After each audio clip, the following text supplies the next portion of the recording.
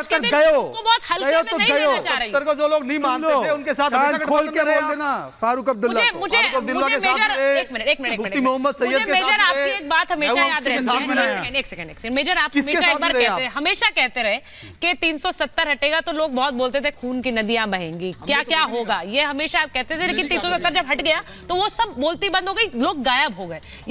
ये मतलब ये एक तरह का डर बिठा कर रखा था। आज की डिबेट 370 पर नहीं है, ये लोग बार बार 370, विपक्ष 370 को बार बार लाने की कोशिश करता है।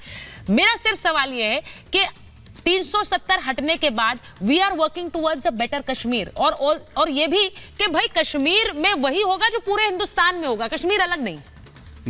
दो चीजें हैं 370 हटने के बाद, उसके पहले भी, लेकिन 370 हटने के बाद और ये बालाकोट होने के बाद आपने एक बात देखी है कि कुछ चंद एरियाज में ही आतंकवाद को सीमित करके रख दिया। Exactly. अब वो बंबई में एक्सप्लोजन्स नहीं होते।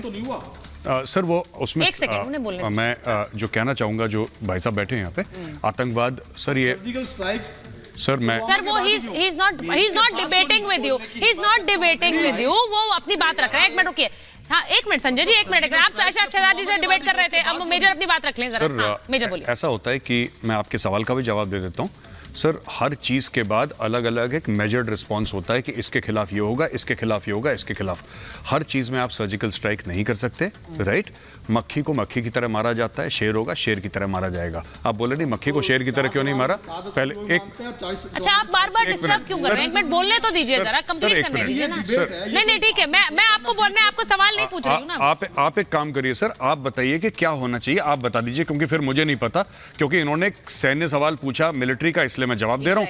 सिर्फ एक ही बात कहना चाहता हूँ कि 40 सब कुछ पता है हमें, नहीं वो बता रहे हैं वो एक अलग चीज है, लेकिन क्या उन परिस्थितियों को जानकर, लेकिन क्या उन परिस्थितियों को जानकर हम चुप बैठ जाएं?